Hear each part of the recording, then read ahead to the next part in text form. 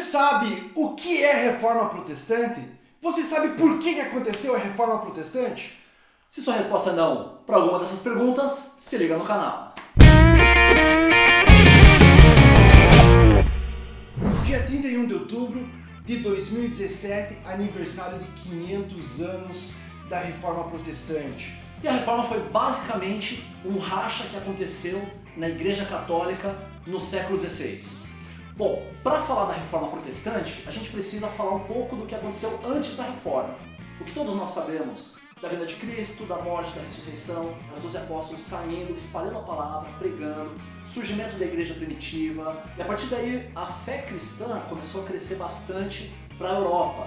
Mas até aí a igreja está sendo perseguida, ela é uma seita religiosa que está crescendo e tal. Até o momento em que o imperador Constantino ele se converte, ele faz uma lei que tira a religião cristã das sombras. Agora a religião cristã não é mais uma religião perseguida. E do período de Constantino, que ele tornou a fé cristã não mais uma heresia, não mais uma fé perseguida, até um outro cara chamado Teodósio, alguns anos depois, esse cara institui a fé cristã oficial do Império Romano. Então o Teodósio faz essa lei em 380 que faz a união entre a igreja e o Estado. Agora a igreja e o Estado vão estar juntas. Agora a religião oficial do Estado é o cristianismo. Depois do surgimento da Igreja Católica e todo esse crescimento, essa expansão para a Europa, esse era o cenário onde algumas pessoas começaram a observar que quase ninguém tinha acesso à palavra, que ninguém entendia muito o que era a Bíblia e somente os padres tinham acesso a isso. Então esse basicamente é o cenário que deu aí, foi o ambiente da Reforma Protestante.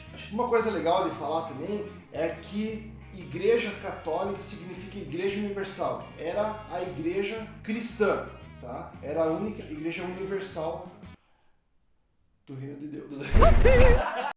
E aí chegou um certo ponto que a Igreja Católica começou a vender as indulgências. O que eram as indulgências? Era a promessa de perdão dos pecados de diferentes formas. Então se vendia ali a questão de você olhar relíquias. Então tinha pedaço da cruz de Cristo, pena do anjo Gabriel, palha onde Jesus nasceu. Outro acontecimento também nesse ambiente é o humanismo. O povo começou a estudar muito mais os escritos, não somente europeus, mas começaram a estudar bastante coisa as línguas clássicas, como grego e latim. Outra coisa importante era a questão da imprensa de Gutenberg. A imprensa é criada nessa época, se populariza a questão de panfletos, de textos, de livros. Fica mais fácil, mais acessível você ter um livro. E aí as pessoas começam a ter mais acesso à informação. E foi aí, nesse cenário todo, que surgiu um cara chamado Martinho Lutero, professor da Universidade de Wittenberg, uma cidade que fica a uns 100 km mais ou menos da capital Berlim. E influenciado justamente já por esse pensamento do humanismo, de buscar as leituras clássicas e tudo mais, começou a ler bastante o Novo Testamento em grego. E foi aí que Lutero ele se converteu e passou a entender um pouco mais, baseado principalmente no texto de Romanos. Não me envergonhe do Evangelho, porque é poder de Deus para a salvação de todo aquele que crê, primeiro do judeu, depois do grego. Porque no Evangelho é revelada a justiça de Deus, uma justiça que do princípio ao fim é pela fé. Como está escrito, o justo viverá pela fé. E é com essa frase, o justo viverá pela fé, que Martinho Lutero entende a conversão, que ele entende que agora ele é salvo. A partir daí, Lutero realmente entendeu o que era o Evangelho de Cristo. Não mais salvação por obras, por indulgência, por pagamento das penitências em função dos erros, mas somente pela fé. 2 anos depois desse período de conversão de Lutero, no dia 31 de outubro de 1517, ele chegou na igreja, na Universidade de Wittenberg e cravou lá as 95 teses. Ele chegou e disse: gostosuras ou travessuras?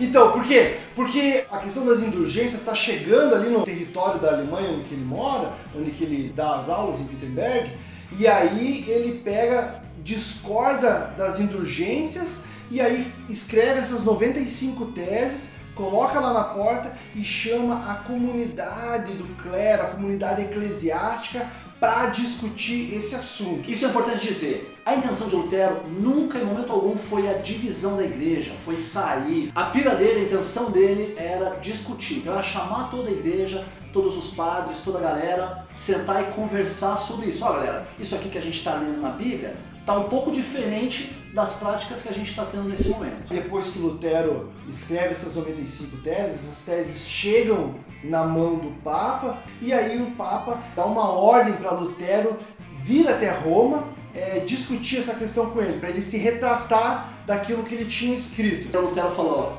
não.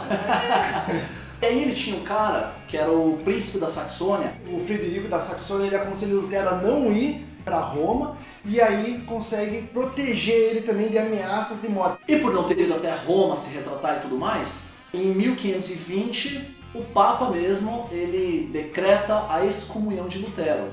E aí sim, foi o momento chave pro racha mesmo. Lutero está totalmente fora da igreja, não é mais um padre da igreja católica. Eu vou comer teu coração na ponta da faca, rapaz. Então olha o que ele faz, ele pega a bula de excomunhão que o Papa escreve e pega outros livros importantes da Igreja Católica e numa fogueira em público ele queima esses livros, ele queima essa carta de excomunhão dele da Igreja Católica. Martim Lutero decreta mesmo a divisão entre a Igreja Católica e o surgimento aí de uma nova igreja, do movimento protestante. Logo após essa ruptura, ele foi se refugiar no castelo do príncipe Federico, príncipe da Saxônia. Lá ele ficou refugiado, lendo a Bíblia, traduzindo a Bíblia, né, porque a intenção aí também era poder dar a oportunidade do povo à leitura da palavra de Deus, a leitura da Bíblia. Então ele vai traduzir agora o Novo Testamento do grego para o alemão. E essa tradução é muito importante para a língua alemã. Essa tradução vai ser algo que vai impactar muito a formação, a estrutura da língua alemã ali no século XVI. Ele ficou refugiado lá, e a palavra é essa mesmo, refugiado. Ele não estava tranquilão no castelo do príncipe. Por exemplo, ele ficava escondido lá no castelo e o próprio príncipe se preocupava, porque havia muitas pessoas trabalhando no castelo, muitos empregados, cozinheiro. Então eles tinham medo até que ele pudesse, algumas dessas pessoas, tá em conspiração junto com quem queria caçar Lutero, entrar lá e matar o cara. Então ele não ficava tranquilão lá no jardim do príncipe, no jardim do castelo. Ele realmente ficava um pouco escondido ali no quartinho dele, só lendo, traduzindo a Bíblia. Deve ter sido um período punk na vida de Lutero. A Reforma Protestante foi muito importante para o cristianismo da época. Por quê? Porque uma das principais coisas é que vai trazer mais acessibilidade da leitura da Palavra de Deus. É claro que novos movimentos também vão surgir com isso, mas o movimento que Lutero inicia é muito importante. Lutero trouxe perguntas importantes para a época, como sobre ser salvo. Ele respondeu, não por obras, mas somente pela fé. Sobre a questão da autoridade espiritual. Lutero afirmou, não na visível instituição da Igreja Católica, mas na Palavra de Deus, que é a Bíblia. Sobre a questão do significado da igreja. Ele disse, a comunidade de crentes cristãos, pois todos são sacerdotes perante Deus. Sobre a questão da essência da vida cristã. Lutero afirmou que servir a Deus em todo chamado útil, seja o clero ou seja o leigo.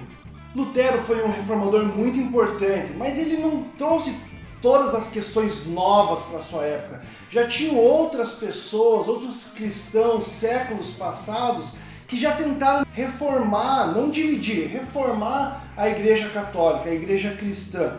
Lutero basicamente não trouxe muitas coisas novas. Ele apenas estava no momento certo, no lugar certo, para acontecer a reforma. Esse foi um resumo sobre a Reforma Protestante. Óbvio que existe muito mais informação. A ideia aqui é dar um resumo básico, mais simplificado, para que você possa ter uma compreensão maior do que foi isso. Mas existem inúmeras literaturas, informações, vídeos a respeito da Reforma, a respeito da história de Lutero. Se tem alguma coisa importante, por favor, deixe nos comentários. É interessante a gente poder se aprofundar mais nesse tema. Espero que você tenha gostado. Curte, compartilha, se inscreve no canal e até a próxima. Falou, galera!